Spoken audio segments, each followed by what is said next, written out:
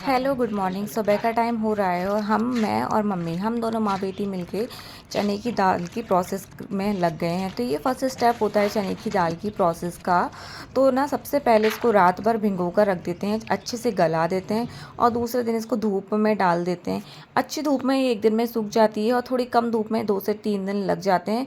उसके बाद प्रोसेस आती है दलने की, जो हाथ से बनी इस चक्की से, हैंडमेड चक्की से दली जाती है।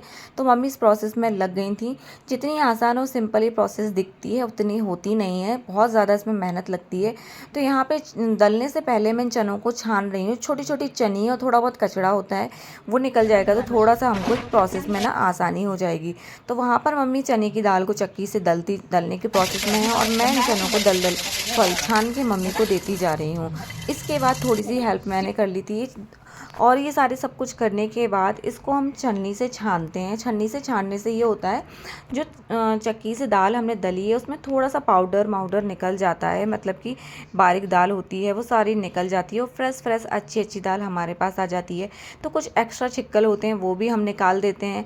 इसके साथ साथ ही ना मैं भी थोड़ी थोड़ी सी मम्मी की हेल्प कर रही थी और मैं सीख भी रही थी चने की दाल की पूरी प्रोसेस। वैसे ये प्रोसेस ऑलमोस्ट मुझे आती नहीं है, किसी ने सिखाई नहीं है, पर हमारे घर में जब से हम छोटे हैं ये दाल हर साल गर्मियों में इसी तरह बनाई जाती है और कुंटलों से बनाई जाती है। 1-2 किलो नहीं, कुंटलों से बनाई जाती है। हर किसी को, जानने वाले पहचानने वाले को दी जाती है।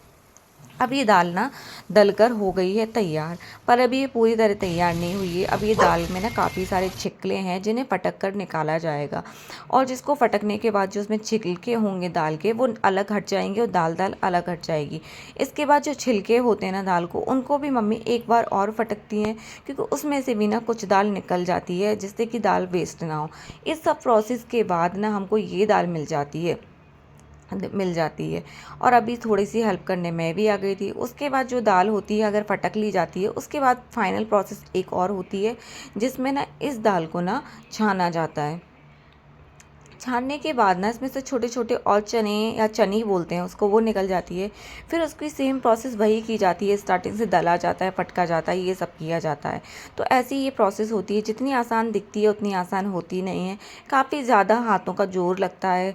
और मम्मी तो काफ़ी सालों से कंटिन्यू ही कर रही हैं। पहले दादी के साथ करती थी, इन लोगों को, दादी और मम्मी को करते करते हम लोगों ने देख लिया है और अब हम भी करने लगे। इतनी सारी इस प्रोसेस के बाद ये सोने जैसी चमक वाली पीली पीली वो हैंडमेड दाल तैयार हो गई है। मेहनत ज़रूर लगी है, तो इतनी ज़्यादा शुद्ध है, अब हमारे आंखों के सामने बनी है, पूरी हैंडमेड है, बिल्कुल सोने जैसी चमकती दाल हम लोगों ने तैयार कर ली है।